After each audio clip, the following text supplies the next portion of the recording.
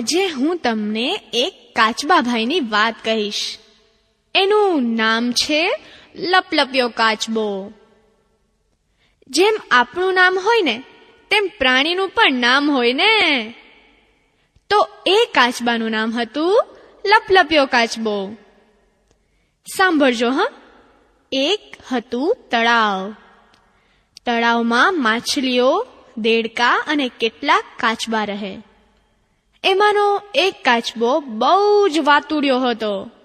ખૂબ બોલ બોલ બોલ કર્યા જ કરે. અને એટલા માટે જ બધા લોકો ભેગા થઈ ને એ કાચબાનું નામ લપલપ્યો કાચબો એવું રાખ્યું હતું. આ તળાવમાં એકવાર દૂર દૂર સરોવરથી 2 હંસો આવ્યા અને તળાવ પાસે આવીને રહેવા લાગ્યા.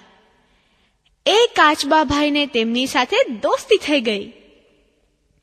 હંસોને પણ આ કાચબાની દોસ્તી ગમતી હતી. થોડાક સમય જતા તળાવમાં પાણી ઓછું થતા હંસોએ એ સરોવર છોડીને પાછા જવાનું નક્કી કર્યું.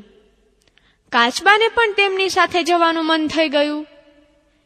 તેને તો જવું જ હતું.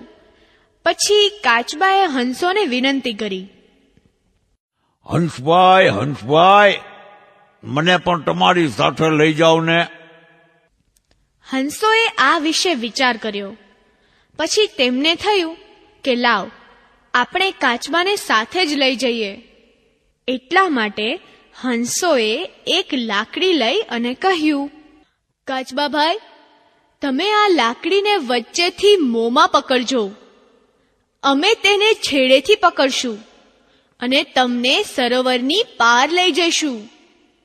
ભાઈ, કાચબાભાઈને તો આ વાત ખૂબ જ ગમી ગઈ. પરંતુ હંસોએ એ કાચબાને ચેતવણી આપી, તમારે છે ને બોલવાનું નહીં હો. કાચબાભાઈ, જો તમે બોલશો તો પડી જશો. આ સાંભળતાની સાથે જ કાચબાભાઈએ તો હા પાડી દીધી.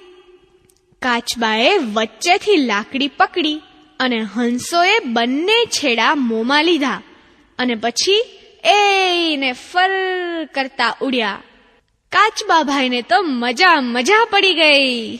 પહેલી વાર એમને હવામાં ઉડવા મળ્યું. કાચબાભાઈ તો ખુશ થઈ ગયા.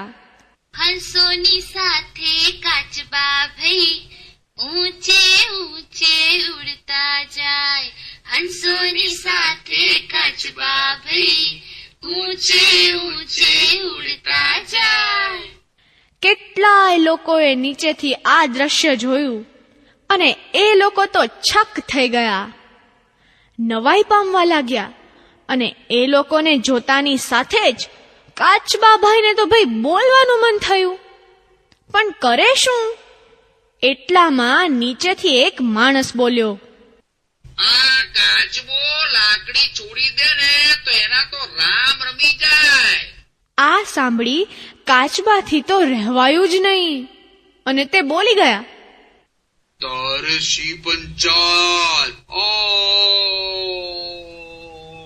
ધબાક. બાલ દોસ્તો, જુઓ, કાચબાભાઈ તો પડ્યા નીચે અને એમના રામ રમી ગયા. તો બાલ દોસ્તો, ન બોલવાના સમયે બોલો તેના હાલ આ કાચબાભાઈ જેવા થાય.